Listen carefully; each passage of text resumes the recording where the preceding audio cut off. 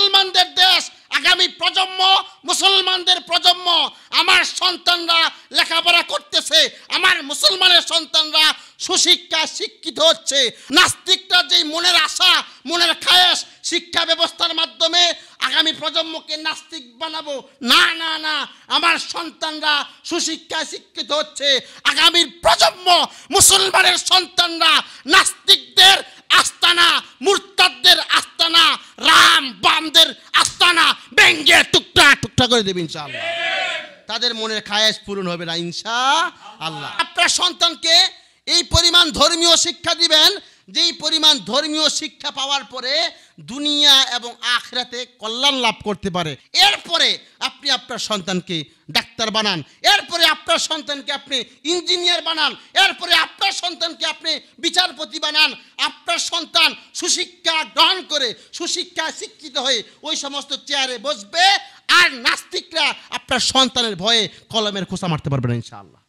মুসলমান যারা আছেন, আপনাদের দৃষ্টি আকর্ষণ করে বলি, শুনুন মুসলমানের সন্তানরা, আপনারা 2 বেলা খাবেন, দরকার হয় 1 বেলা খাবেন না, পেটে পাথর বাঁধবেন, তারপরেও আপনার সন্তানদেরকে সুশিক্ষায় শিক্ষিত করে তুলবেন ইনশাআল্লাহ। ইকরা বিসমি রাব্বিকাল্লাযী খলাক, পড়ো তোমার প্রভুর নামে যিনি সৃষ্টি করেছেন, সকল বিধান বাতিল করো, ওহির বিধান কায়েম করো। এর মানে আপনি আপনার সন্তানকে এইরকম একটা শিক্ষা দিবেন, যেই শিক্ষা পাওয়ার পরে আপনার সন্তান যখন সুশিক্ষা শিক্ষিত হয়ে ওই চেয়ারে বসবে, তখন যেন সে চিন্তা করে, না ঘুষ খাবো না, লানাতুল্লাহি আলার রসি ওয়াল মুরতাসি, ঘুষ খাইলে আল্লাহ লানত পড়বে। আপনার সন্তানকে প্রাথমিকভাবে আপনি এইরকম একটা শিক্ষা দিবেন, যে শিক্ষা পাওয়ার পরে আপনার সন্তান আল্লাহর কোরআন সহি শুদ্ধভাবে তেলাওয়াত করতে পারে। এক কথায় আপনার সন্তানকে এই পরিমাণ ধর্মীয় শিক্ষা দিবেন, যেই পরিমাণ ধর্মীয় শিক্ষা পাওয়ার পরে দুনিয়া এবং আখিরাতে কল্যাণ লাভ করতে পারে। রব্বানা আতিনা ফিদ দুনিয়া হাসানাতা ওয়া ফিল আখিরাতি হাসানা ওয়া কিনা আযাবান্নার। এরপরে আপনি আপনার সন্তানকে ডাক্তার বানান, এরপরে আপনার সন্তানকে আপনি ইঞ্জিনিয়ার বানান, এরপরে আপনার সন্তানকে আপনি বিচারপতি বানান।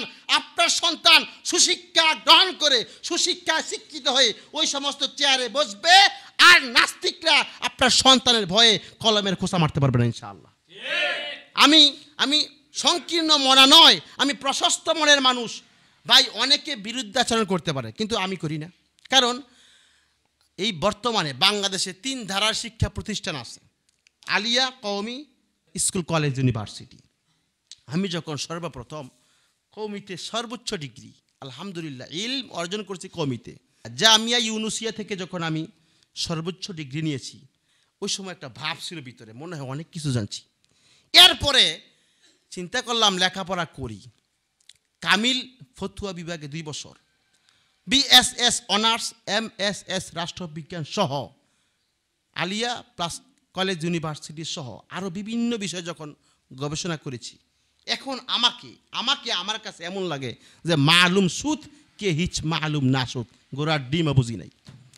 ইলম জ্ঞান এটা বিশাল এক সমুদ্র, আমরা কিনারে দাঁড়িয়ে কয়েকটা বালি নিয়ে নাড়াচাড়া করলাম মাত্র।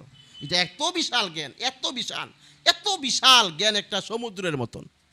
তো আমি অন্তত আপনাদেরকে বলি, শুনেন, কোনো সময় কোনো শিক্ষা প্রতিষ্ঠানকে নিয়ে বাজে মন্তব্য করবেন না। মাইয়ুরিদিল্লাহু বিহি খায়রান ইউফাক্কিহু ফিদ্দিন, আল্লাহ যার কল্যাণ চান তাকে দ্বীনের জ্ঞান দান করেন, ঠিক আছে, কিন্তু সবাইকে যে মুফতি হতে হবে না, সবাইকে মুহাদ্দিস হতে হবে না, সবাইকে মুফাসসির হতে হবে না। আমি মুফতি হলাম, আপনি ডাক্তার ইঞ্জিনিয়ার হবেন, আপনার সমস্যা আমি সমাধান করব, আমার সমস্যা আপনি সমাধান করবেন।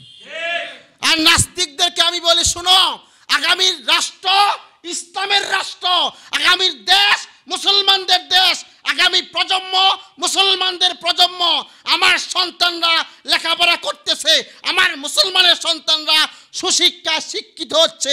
নাস্তিকরা যেই মনের আশা, মনের খায়েশ, শিক্ষা ব্যবস্থার মাধ্যমে আগামী প্রজন্মকে নাস্তিক বানাবো, না না না, আমার সন্তানরা সুশিক্ষা শিক্ষিত হচ্ছে।